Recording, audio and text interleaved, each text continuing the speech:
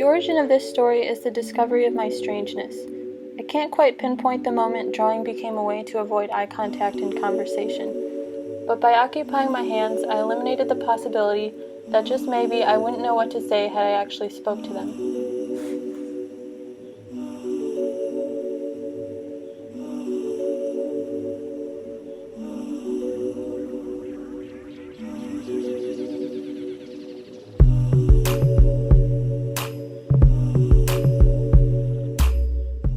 The less I spoke, the more anxious I got, and occupying my hands became occupying my mind.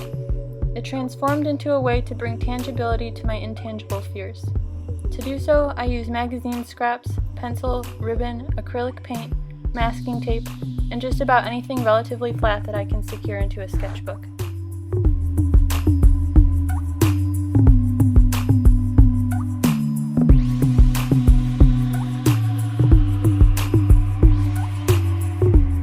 The texture of my media subdues my anxiety and creates an irregularity that makes my process more of discovery than of creation.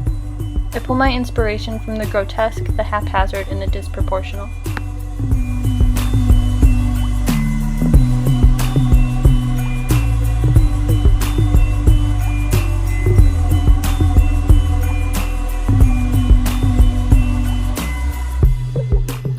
Burton and Jean-Michel Basquiat have contributed largely to my distorted forms and seemingly erratic aesthetic. They enable me to better establish my emotions as the subject matter, whether they may be nostalgia, hope, loneliness, or others.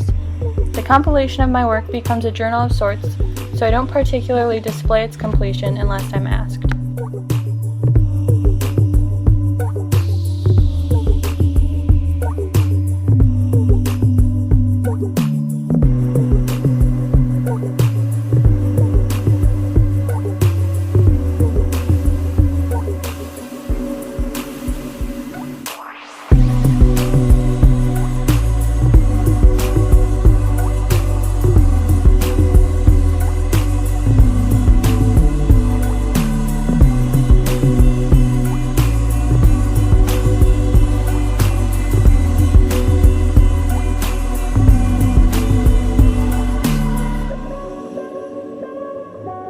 Though it's typical of my friends to look at my art, it tends to attract all types of people.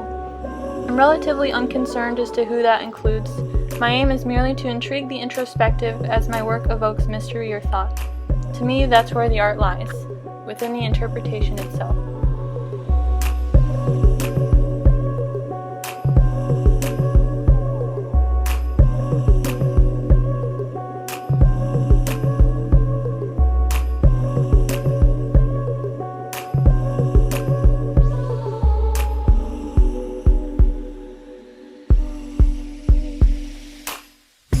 My theory is that if I create emotion in its vaguest form, how others interpret my work will say more about them than it ever will about me.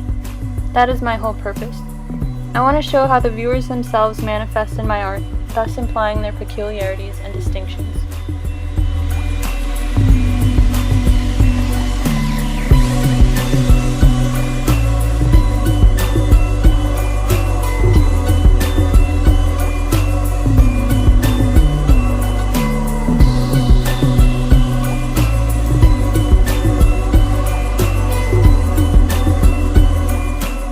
I like the idea of subconsciously providing them with insight into their own thought processes.